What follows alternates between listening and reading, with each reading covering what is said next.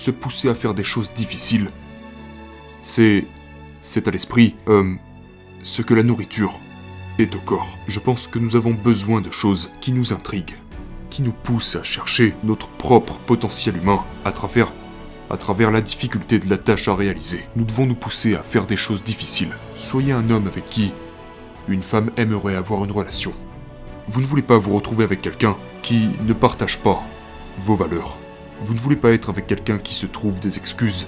Vous ne voulez pas être avec quelqu'un qui est paresseux ou qui est méchant. Vous voulez être avec quelqu'un qui est authentiquement bienveillant.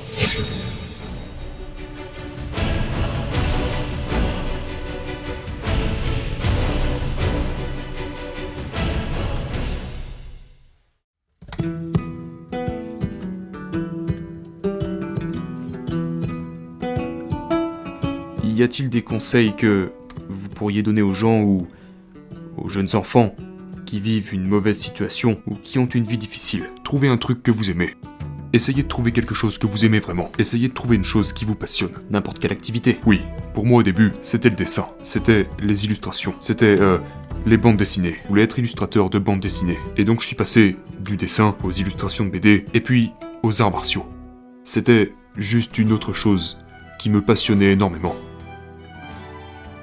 Et ça a été le véhicule qui m'a sorti de mes problèmes. C'était le moyen que j'ai trouvé de me sortir de ma propre anxiété, mes traumatismes, de mes propres problèmes et insécurités. Trouvez quelque chose que vous appréciez vraiment parce que devenir bon dans les choses que vous appréciez vraiment est extrêmement bénéfique, surtout pour les jeunes. Parce que ça vous montre que, tous les jeunes pensent qu'ils sont des perdants. Ou du moins, tous les jeunes qui étaient dans une situation similaire à la mienne. Je ne savais pas que je n'étais pas un perdant jusqu'à ce que je commence à gagner. Jusqu'à ce que je commence à faire des arts martiaux. Les arts martiaux m'ont appris que je pouvais devenir meilleur. Je n'étais pas vraiment un perdant. J'étais juste quelqu'un qui était dans une mauvaise situation. Mais vous pouvez canaliser toute cette énergie que vous avez en tant que jeune dans quelque chose, puis devenir meilleur à ça. Et puis tout à coup, les gens m'admiraient. Et je me disais, mais c'est fou, je suis donc passé de quelqu'un qui était incroyablement peu sûr de lui, et fondamentalement un perdant, à quelqu'un qui réussit dans ce domaine qui est très dangereux, et dont les autres avaient peur. Et cela m'a donné une immense confiance, et aussi une réelle compréhension de la corrélation directe entre le dur travail et le succès. Et ça m'a aussi fait prendre conscience que l'on ne peut pas écouter les gens. Parce que même mes parents ne voulaient pas que je fasse des arts martiaux, ils ne voulaient pas que je combatte, ils ne voulaient pas que je fasse du stand-up. Je veux dire, vous devez comprendre, qui vous êtes. Et puis, même face aux critiques des autres ou, vous savez, au manque de confiance que vous pouvez avoir en vos capacités à réussir, vous y allez quand même, et vous vous rendrez compte plus tard que vous aurez eu raison de le faire. Et puis vous réaliserez que vous pourrez en quelque sorte appliquer cela à d'autres choses de la vie. Vous pouvez appliquer ça aux critiques, vous pouvez appliquer ça avec vos haters sur les réseaux sociaux, vous pouvez appliquer ça à beaucoup de choses. Pensez-vous qu'il est toujours possible de changer des choses quand on est dans la cinquantaine? Oui, si vous êtes vivant, vous pouvez devenir meilleur. Ouais.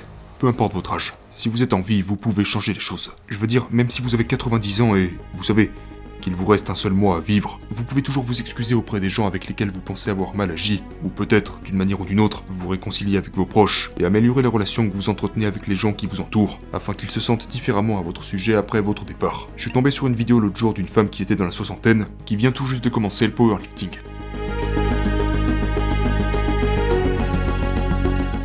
Si vous êtes en vie, vous pouvez progresser à différentes choses. Et je ne pense pas que les gens soient heureux s'ils n'ont pas d'énigmes et de tâches complexes et de choses qui les intéressent. Qu'il s'agisse d'un projet artistique, ou qu'il s'agisse d'apprendre quelque chose de complètement nouveau comme le stand-up. Se pousser à faire des choses difficiles.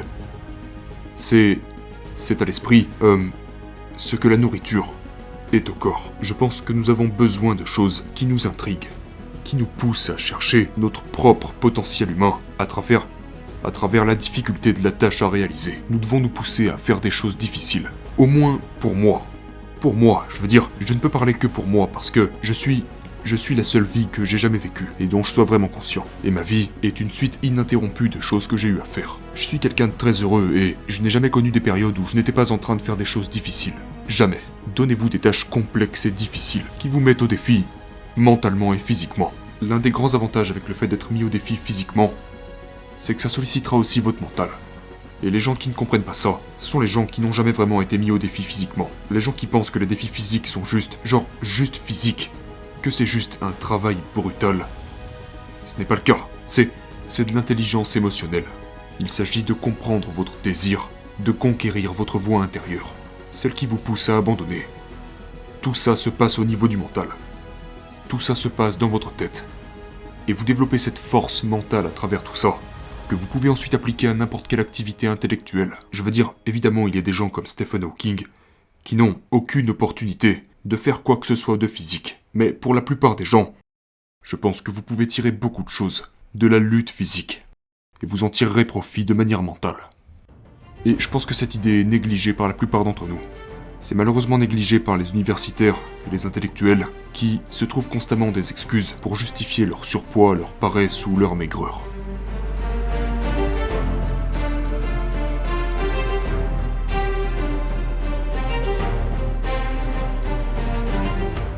Vous êtes également marié, votre relation avec votre femme est excellente, vous avez une super famille, quels conseils donneriez-vous à des gars comme moi, qui sont célibataires et qui n'ont toujours pas trouvé l'âme sœur? Soyez un homme avec qui une femme aimerait avoir une relation. Il y a beaucoup de gens qui recherchent une excellente relation, qui cherchent une super femme ou un super gars. Mais dis-moi, pourquoi cette femme ou ce gars aimerait avoir une relation avec toi? Vous savez, peut-être que vous êtes coléreux, peut-être que vous êtes facilement jaloux, ou peut-être que vous êtes un menteur, ou vous savez, peut-être que vous êtes cruel, peut-être que vous n'avez aucun sens de l'humour, peut-être que vous manquez de gentillesse. Genre, qu'est-ce qui se passe chez vous? Genre, qu'est-ce qui ne va pas chez vous, qui pourrait déranger les gens, qui repousserait les gens? Corrigez ça. Cela dit, c'est une autre chose, mais il faut aussi trouver la bonne personne. Il y a beaucoup de gens qui se contentent uniquement du sexe, qui regardent uniquement le physique, et donc ils choisissent la mauvaise personne. Genre, il y a des gens sexy et agréables. Il y en a, mais il y a aussi des gens sexy et vicieux. Sexy ne veut pas toujours dire plaisant. Souvenez-vous de ça. Vous pouvez aussi être déçu par une symétrie parfaite.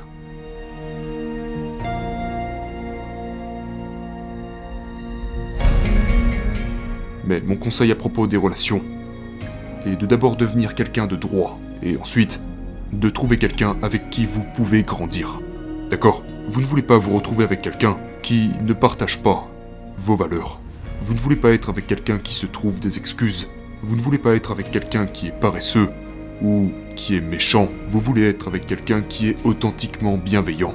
Vous pouvez trouver ces personnes. Elles existent. Et quand vous trouvez ces personnes, votre vie est meilleure. C'est tellement précieux d'avoir des gens de qualité autour de vous, parce que cela vous donne envie de devenir meilleur, parce que vous admirez le dur travail que ces personnes peuvent effectuer, comme ma compagne ou David Goggins ou beaucoup de mes amis. Des gens qui sont généreux et des gens qui sont curieux, des gens qui sont honnêtes. Ces gens vous inspirent à faire de même. Et tout cela est inestimable. C'est l'une des choses les plus précieuses. C'est de s'entourer de personnes positives, saines, amicales et généreuses.